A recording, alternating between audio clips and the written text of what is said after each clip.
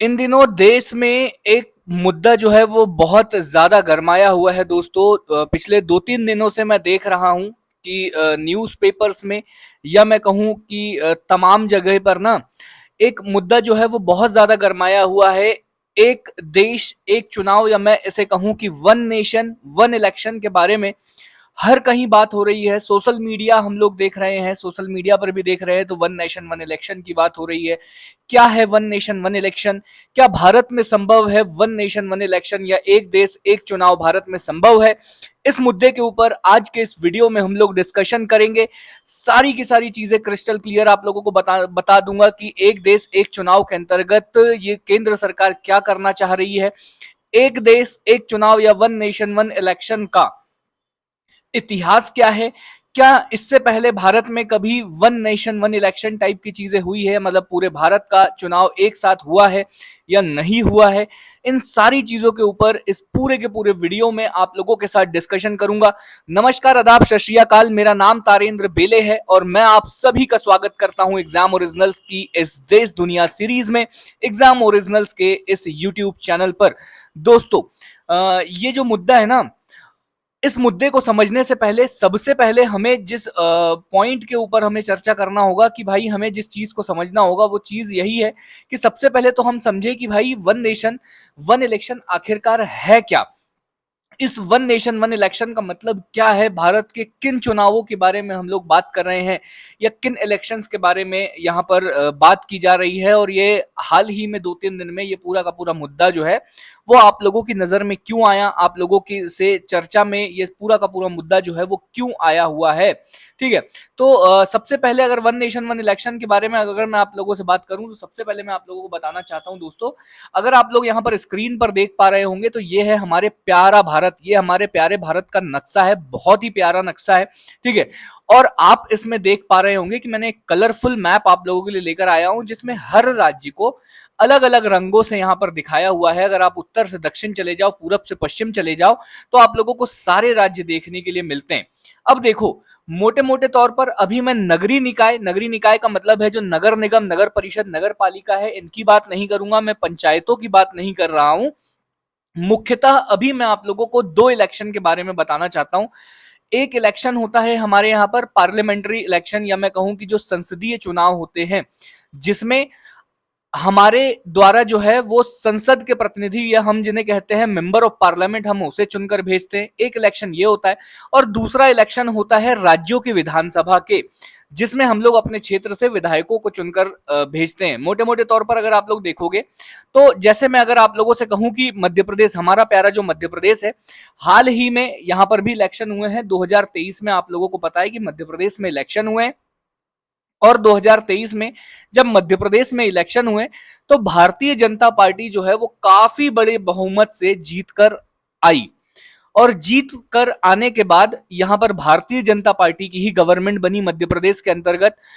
और भारतीय जनता पार्टी ने यहां पर गवर्नमेंट बनाकर मध्य प्रदेश पर भारतीय जनता पार्टी ने अपना मुख्यमंत्री बनाया। माननीय मोहन यादव जी हमारे मुख्यमंत्री बने और तमाम कैबिनेट के द्वारा जो है इस मध्य प्रदेश को रूल करने के लिए यहां पर इलेक्शन हुए।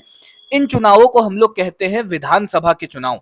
मतलब मोटे मोटे तौर पर आप लोगों को समझ में आया होगा कि विधानसभाओं के चुनाव जो है वो राज्यों में होते हैं। मतलब जिन जिन राज्यों में विधानसभाएं हैं, जिन जिन यूनियन टेरिटरीज में विधानसभाएं हैं, वहां पर उन यूनियन टेरिटरी या उन राज्यों को संचालित करने के लिए या उन राज्यों में शासन करने के लिए हर 5 वर्षों में विधानसभा के चुनाव होते हैं।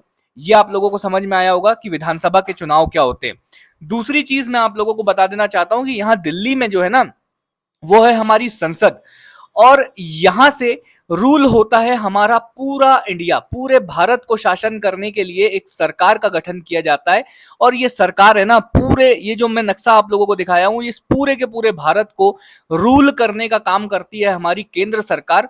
या मैं कहूं कि जो पार्लियामेंट्री इलेक्शन के द्वारा जो सरकार का गठन किया जाता है, उस सरकार के द्वारा इस पूरे के पूरे इंडिया को रूल किया जाता है सारे राज्यों के साथ। ठीक है। तो यहां पर अगर आप लोगों को मैं एग्जांपल के तौर पर बताऊं तो अभी आप लोगों को पता है हाल ही में 2024 में लोकसभा के इलेक्शन हुए हैं। और यहां पर भी भारतीय जनता पार्टी के लगभग 240 सांसद जो है वो जीत कर आए हैं। 240 सांसद और अपने गठबंधन की पार्टियों के साथ मिलकर एनडीए ने सरकार बनाई है। माननीय नरेंद्र मोदी जी हमारे प्रधानमंत्री बने हैं। यहां पर विधानसभा चुनावों में मुख्यमंत्री बने, और अगर केंद्र का चुनाव हुआ जिसे हम पार्लियामेंट्री इलेक्शन या संसदीय चुनाव कहते हैं, इन संसदीय चुनावों को में जो है वो नरेंद्र मोदी जी इस पूरे देश के प्रधानमंत्री, तीसरी बार प्रधानमंत्री बनकर आप लोगों के सामने आए। अब यहां पर वन नेशन वन इलेक्शन की बात हम लोग कर रहे हैं, तो सर क्या करना चाह रहे हैं? देखो, होता क्या है, आप लोगों ने देखा होगा 2023 में इलेक्शन हुआ राजस्थान में, मध्य प्रदेश में, छत्तीसगढ़ में, ठीक है। इसके साथ और भी कुछ कुछ राज्यों में 2023 में इलेक्शन हुए। उस समय भी 6 महीने तक क्या हुआ, आचार संहिता पूरे देश में लगी रही। पूरे देश की कानून व्यवस्था या चुनाव आयोग जो है वो पूरी तरीके से इन 4-5 राज्यों के चुनाव में लगी रही।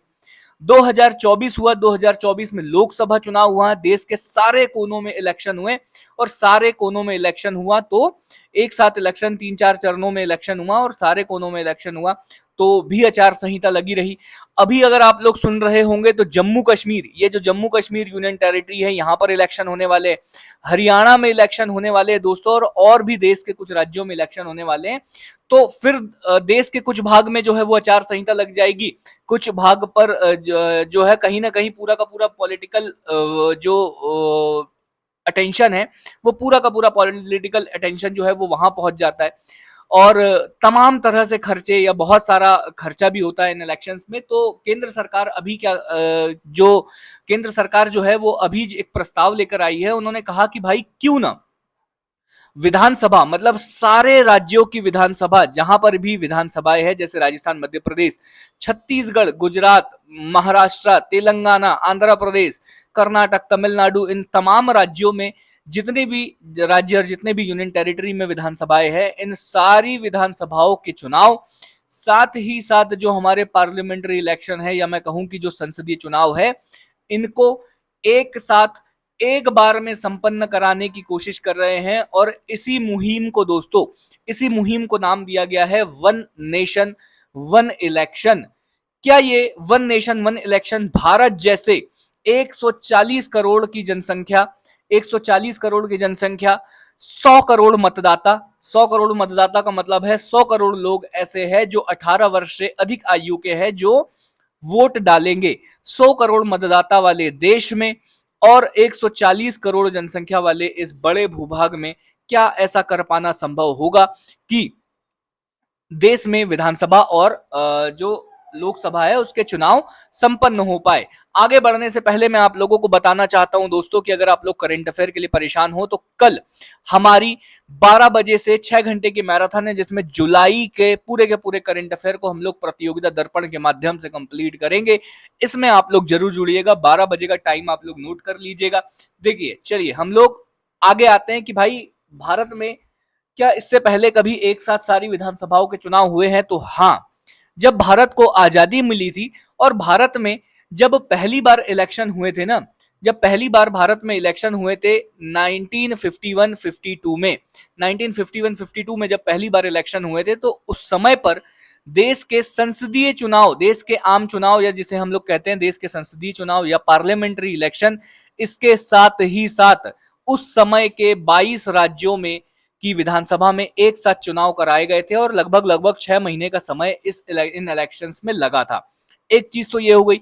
दूसरी चीज, इन्होंने कहा कि भाई उस समय पर जब चुनाव हुए थे 1952 के समय पर, जब सिर्फ और सिर्फ 17 करोड़ मतदाता होते थे, लेकिन अगर वर्तमान की कंडीशन हम लोग देखें तो 17 करोड़ से बढ़कर मतदाताओं की संख्या अब हो गई है दोस्तों 100 करोड़।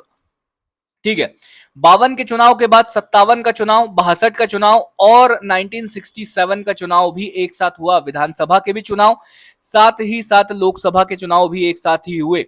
फिर इसके बाद इन्होंने कहा कि भाई 1955 में आंध्र प्रदेश बन गया, 1960-65 में केरल और उड़ीसा, 61 में उड़ीसा, अलग अलग चुनाव हुए यहाँ पर, क्योंकि अलग अलग राज्यों का गठन हुआ, तो अलग अलग राज्यों में असमय इलेक्शन स्टार्ट हो गए, और यही जो चक्र है ना वो धीरे धीरे चलता रहा। फिर 1967 में कुछ राज्यों की विधानसभाएं जल्दी भंग कर दी गई, और वहां पर क्या कर दिया गया था, राष्ट्रपति शासन लगा दिया गया था।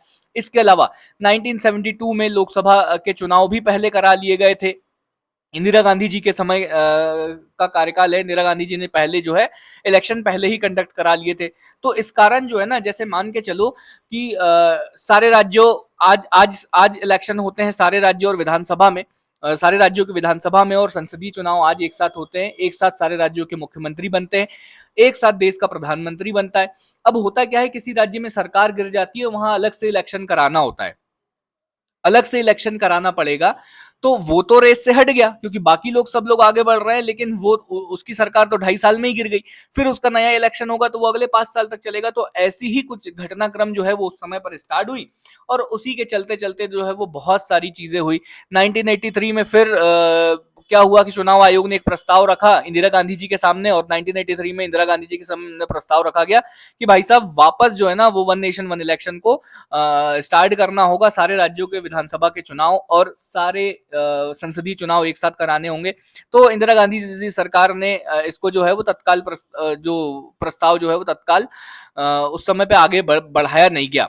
ठीक है, और उसी समय से जो है ये वन नेशन वन इलेक्शन की आवाज जो है वो उठती जा रही है। सर आप ये हिस्ट्री बता रहे हो, आप आगे की चीजें, मतलब अभी क्यों ये सारी की सारी चीजें न्यूज में आई है, तो अभी न्यूज में इसलिए आई है दोस्तों क्योंकि हाल ही में 2 दिन पहले की न्यूज है कि हुआ क्या है ना कि केंद्र सरकार ने एक कमेटी बनाई थी। ठीक है, केंद्र सरकार ने एक कमेटी बनाई थी, मैं आप लोगों को बता देता हूं। हाँ, केंद्र सरकार ने क्या किया था, केंद्र सरकार ने एक कमेटी बनाई थी, और इस कमेटी को काम दिया गया था कि देश में क्या वन नेशन वन इलेक्शन हो सकता है। और इस कमेटी के अध्यक्ष थे पूर्व राष्ट्रपति हमारे रामनाथ कोविंद जी। रामनाथ कोविंद जी की अध्यक्षता में समिति बनाई थी, और इस समिति ने अपनी रिपोर्ट प्रस्तुत करी।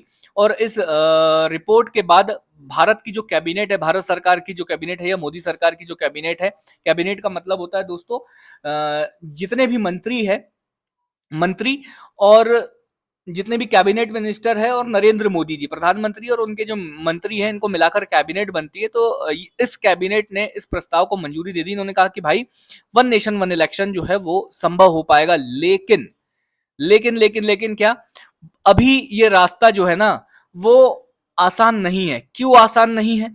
क्योंकि राज्यों के इलेक्शन को शामिल किया जा रहा है इसमें।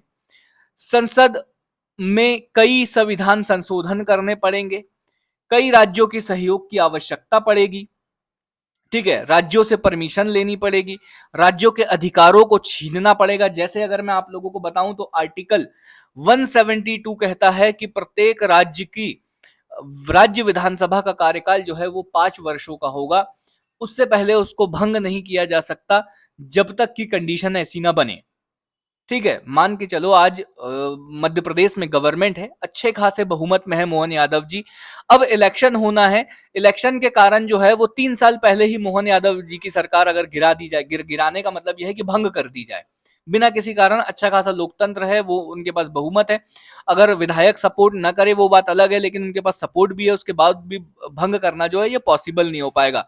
तो ऐसे कुछ कुछ संविधान संशोधन जो है वो बहुत संविधान संशोधन करने की आवश्यकता है। देखना होगा कि क्या क्या आगे हो सकता है। देखो अभी तो कोई सेशन नहीं चल रहा है संसद का, तो अभी सेशन नहीं चल रहा है, तो अभी जो है इसको पार्लियामेंट में पेश नहीं किया जाएगा। जब पार्लियामेंट में पेश किया जाएगा तो उसी समय हमें पता चलेगा कि किन किन संविधान के अनुच्छेदों में संशोधन किया गया है, और क्या भारत की केंद्र सरकार के पास इतना बहुमत है कि वो संविधान में संशोधन कर सकती है। वर्तमान की स्थिति में अगर देखें तो भारतीय जनता पार्टी आप लोगों को कमजोर नजर आएगी, क्योंकि वन नेशन वन इलेक्शन वाले जो पॉइंट है ना, इनके ऊपर कई उनकी विपक्षी पार्टियां हैं जो उनकी जो मदद करने वाली पार्टी, या मैं कहूं उनके गुट की जो पार्टियां है, क्षेत्रीय पार्टी, वो खुद भी उनका सपोर्ट नहीं करती। ठीक है, तो ये सारी की सारी चीजें मैं आप लोगों को बताना चाह रहा हूं। और आगे अगर हम लोग देखेंगे तो दोस्तों देखो चीजें क्या है कि इससे क्या क्या चीजें होने वाली है। सबसे पहले अगर वन नेशन वन इलेक्शन को अगर आप लोगों को देश में लागू करना है, चुनाव में सुधार तो होंगे बेशक, चुनाव का खर्चा कम हो जाएगा, जो ब्लैक मनी का ट्रांजेक्शन है वो कम हो जाएंगे। क्योंकि और होता क्या है, देखो होता क्या है ना कि अगर भारत इतना बड़ा देश है, पूरे भारत देश में कहीं ना कहीं किसी ना किसी कोने में कहीं ना कहीं कुछ ना कुछ चीज का इलेक्शन चलता ही रहता है, और पूरे देश का अटेंशन जो है ना उस इलेक्शन के ऊपर होता है, इसके कारण हम लोग आगे की रणनीतियों पर काम नहीं कर पाते। होता क्या है कि 2023 में मध्य प्रदेश का इलेक्शन हो गया, फिर 2024 में लोकसभा के इलेक्शन में लग गए सब लोग। अब अभी 2024 में हरियाणा और जम्मू कश्मीर के इलेक्शन है, तो उनमें लग जाएंगे। उसके बाद किसी और राज्यों के इलेक्शन आएंगे, उनमें लग जाएंगे। ऐसे पूरे 5 साल का जो कार्यकाल है ना, वो इलेक्शन पर ही फोकस्ड हो जाता है और पूरी तरीके से लोग उसी के ऊपर फोकस्ड हो जाते हैं। तो इसी के सॉल्यूशन के तौर पर वन नेशन वन इलेक्शन को ये लोग लेकर आ रहे हैं। इन्होंने कहा कि भाई 6 महीने में इलेक्शन करो, अगले 5 साल जो है वो अपने टारगेट अचीव करने के लिए या आपने जो भी घोषणा पत्र घोषित किया है उसको अचीव करने में लगाएंगे। 5 साल तक जो है वो और कहीं पर इलेक्शन ना हो, इस पर इलेक्शंस पर जो है वो ध्यान न दिया जाएगा, क्योंकि 5 साल का समय रहेगा। अगले इलेक्शन तक जो है वो आप अपने अपने घोषणा पत्र को पूरा कर सकते हैं। एक चीज तो ये हो सकती है, ठीक है। जो प्रशासनिक अधिकारी है इनके ऊपर का बोझ कम हो जाएगा, चुनाव आयोग के ऊपर का बोझ कम हो जाएगा। चुनाव आयोग जो है वो 6 महीने में इलेक्शन कराकर बाकी समय पर इन बातों पर ध्यान दिया जाएगा कि और किस तरह से चुनावों को बेहतर बनाया जा सकता है, ठीक है। और सारी की सारी चीजें जो है वो किस तरह से लोगों चुनाव का फायदा जो है वो ज्यादा से ज्यादा लोगों को तक पहुंच सकता है, इन सारी चीजों पर फोकस कर सकते हैं। अब देखो, इस वन नेशन वन इलेक्शन को लागू करने के लिए ना, अभी तक मुख्यतः अगर मैं आप लोगों को बताऊं तो भारतीय संविधान के अनुच्छेद 83 में संशोधन करने की आवश्यकता है और 72 में संविधान में संशोधन करने की आवश्यकता है।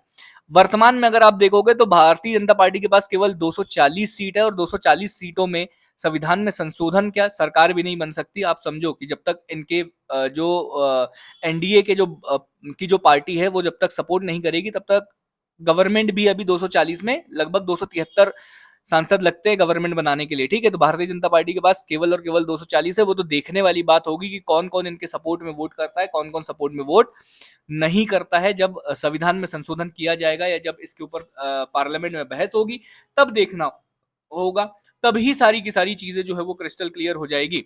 अब देखो, ये रामनाथ कोविंद जी इसके अध्यक्ष बने थे इस कमेटी के, और कोविंद कमेटी का नाम इसको दिया जा रहा है। और उन्होंने कहा कि भाई इसमें तो इन अनुच्छेदों में तो जो है वो संशोधन करना ही होगा। देखो, मैं आप लोगों को बताता हूं कि चीजें क्या है।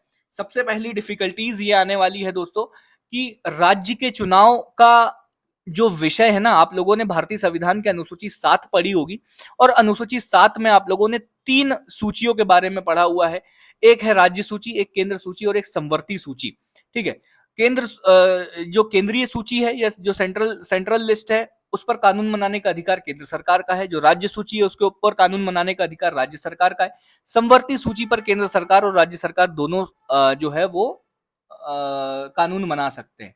वर्तमान में राज्य जो राज्यों की विधानसभा के जो इलेक्शन है वो राज्य सूची का विषय है, और राज्य सूची का विषय है तो राज्य सरकार को ही इलेक्शन कराने का आदेश है, या जो राज्य विधानसभा के इलेक्शन से संबंधित कानून बनाने का अधिकार जो है वो राज्य सरकार को है।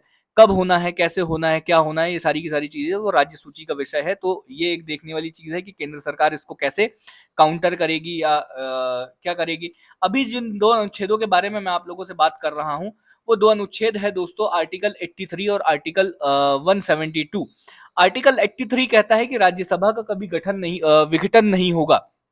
विघटन है, राज्यसभा का कभी भी विघटन नहीं होगा। इसका मतलब क्या है कि राज्यसभा में हमेशा कोई ना कोई सदस्य रहेंगे। अब देखो, होगा क्या, एक साथ विधानसभा का चुनाव होगा तो एक साथ सारे के सारे सदस्य जो है, सारे के सारे राज्यसभा के सदस्य एक साथ जाएंगे और सारे के सारे राज्यसभा के सदस्यों का एक साथ कार्यकाल भी कंप्लीट होगा। लेकिन इसी अनुच्छेद में यह लिखा हुआ है कि राज्यसभा के प्रत्येक 2 वर्ष में 1/3 सदस्य सेवानिवृत्त होंगे और नए 1/3 सदस्यों का निर्वाचन प्रत्येक 2 वर्षों में होगा। एक ये लाइन लिखी हुई है, इसमें कुछ बदलाव करने की आवश्यकता होगी और इसमें बदलाव करने के लिए संविधान में संशोधन करना होगा। अब देखते हैं क्या बदलाव करते हैं, क्या नहीं करते। इसी के अलावा यहां पर जो है ना, यहां पर 172 है और 172 कहता है कि राज्य की विधानसभा का कार्यकाल 5 साल होगा और उससे पहले ये विघटित नहीं होगी जब तक संवैधानिक संकट ना आए। जब तक संवैधानिक संकट का मतलब है जब जब किसी के पास बहुमत ना हो तब विघटन किया जा सकता है। अगर किसी के पास बहुमत है तो राज्य की विधानसभा जो है वो विघटित नहीं की जा सकती। ये इसमें कहा गया है 5 साल का कार्यकाल इसका होने वाला है। इसके अलावा यहाँ से राज्यों में भेजे जाने वाले विधानसभा के सदस्यों के बारे में वर्णन है, तो इस अनुच्छेद में भी संशोधन करने की आवश्यकता है। 83 में भी संशोधन करने की आवश्यकता है। देखो, भारत के इतिहास को अगर आप लोग उठाकर देखोगे तो असंभव तो नहीं है one nation one election Bharat के लिए, क्योंकि पहले भी हुआ है। हाँ, ये हो सकता है कि भाई जनसंख्या बहुत बढ़ गई है, मतदाता बहुत बढ़ गए हैं, तो थोड़ा डिफिकल्ट होगा, लेकिन ऐसा भी नहीं है कि भारत में ये सामर्थ्य नहीं है कि भारत एक साथ सारी विधानसभा और लोकसभा के चुनाव करा सकते हैं। डेफिनेटली करा सकता है। अगर होता है तो हो सकता है कि ये एक अच्छा कदम हो सकता है। आप लोग अपने विचार लिखिएगा कमेंट बॉक्स में, आप लोग बताइएगा कि आपके नजरिए से one nation one election Bharat में लागू होना चाहिए या नहीं होना चाहिए। आप लोग कमेंट बॉक्स में जितना ज्यादा आप लोग मुझे बता सकते हो आप लोग बताइए। आप अगर मुझे किसी का जवाब अच्छा लगेगा तो मैं उसे लाइक करूंगा। आप लोग समझ जाइएगा कि आप लोगों ने बिल्कुल सही लिखा हुआ है। तो आप लोग जरूर बताइएगा कि भाई वन नेशन वन इलेक्शन होना चाहिए। आप लोगों की क्या राय है ये भी आप लोग मुझे बताइएगा। बस आज के लिए इतना ही था। आगे बढ़ने से पहले आप लोगों को बता देना चाहता हूं दोस्तों, अगर आप लोग एमपीपीएससी की तैयारी कर रहे हो और 2025 को टारगेट करते हो तो एग्जाम ओरिजिनल के पास है एमपीपीएससी के सबसे बेहतरीन कोर्स प्रहार 2025 और संकल्प 2025। इन बैचेस के बारे में किसी भी प्रकार की जानकारी अगर आप लोगों को चाहिए तो स्क्रीन पर दिए हुए इस नंबर पर आप लोगों को कांटेक्ट करना है, और जैसे ही आप कांटेक्ट करोगे आप लोगों को बैच की जानकारी मिल जाएगी। उसी प्रकार 2026 के लिए भी 2 बैच है, आरंभ 2026 और सारथी 2026। ठीक है, इसके लिए भी आप लोग व्हाट्सएप कर सकते हो। सिंपल आप यहां करिए। दोस्तों, अगर आप लोग मुझसे जुड़ना चाहते हो, आप चाहते हो कि मेरे सारे के सारे वीडियोस के नोटिफिकेशन आप लोगों को मिले, तो सिंपल टेलीग्राम पर जाना है, स्टडी विद तारेंद्र सर्च करना है, आप लोगों को मेरा टेलीग्राम चैनल मिलेगा और यहीं पर मैसेज में आप लोगों को मेरे व्हाट्सएप चैनल की लिंक भी मिल जाएगी। तो यहां से क्लिक करने के बाद आप सीधे मेरे व्हाट्सएप चैनल पर पहुंच जाओगे। ठीक है, तो मुझसे जुड़िए। बहुत बहुत धन्यवाद। Thank you so much guys. फिर मुलाकात करूंगा एग्जाम ओरिजिनल्स के इसी यूट्यूब चैनल पर, लेकिन तब तक के लिए मैं तारेंद्र बेले आप सभी लोगों से विदा लेता हूं। बाय बाय, टेक केयर, ख्याल रखिएगा, शब्बा खैर, शुभ रात्रि।